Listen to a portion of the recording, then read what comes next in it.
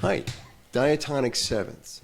So a lot of times we think about diatonic chords as being a triad, major or minor or half diminished, but we can also add a seventh in there if we want to. And it's a diatonic seventh if it meets the criteria for diatonic chords, which is only notes that are in the scale. C, D, E, F, G, A, B, C in the first position. So that's third fret open, second fret, third fret open, second fret open, first fret. Or 1, 2, 3, 4, 5, 6, 7, and 1 again, right? That's our scale. C is a 1, E is a 3, and G is the 5. And there's a beautiful major triad for us. That's why the first diatonic chord in C is a C major. But if we wanted to add a 7, all we have to do is make sure that the 7 meets the criteria for diatonic chords.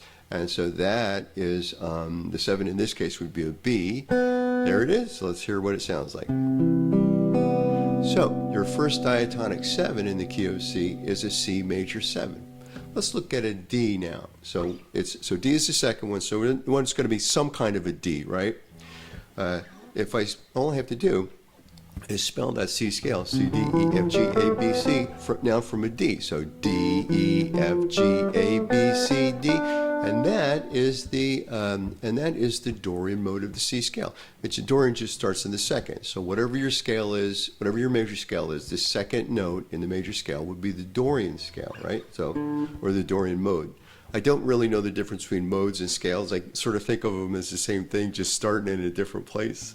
But the Dorian in C starts on a D. So D is 1, E is 2, F is 3, G is 4, A is 5, B is 6, C is 7, and D is 1 again. So applying our same rule from the triad before, 1, 3, and 5, let's see.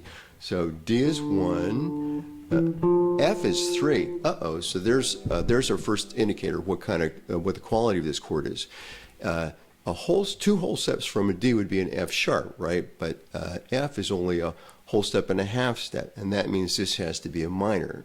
So our second diatonic chord in the key of C is a D minor. But what kind of a seventh is it? Well, for that, we have to think about our numbers. So if D is 1, what note would be 7? D is 1, E is 2, or you can go backwards if you want. The note that comes before 7, of course, becomes before 1. In this case, 1 is D, so 7 is C. C is a whole step from a D, and it always will be until the end of time. But and since it's a whole step from the D, but it's a diatonic chord because it's in the scale, right? The second diatonic chord would be a dominant 7, right? Not a regular 7, but a dominant 7. So let's see if we can get that. Beautiful, that is beautiful. Well, here I get my D right at the bottom. That is quite nice.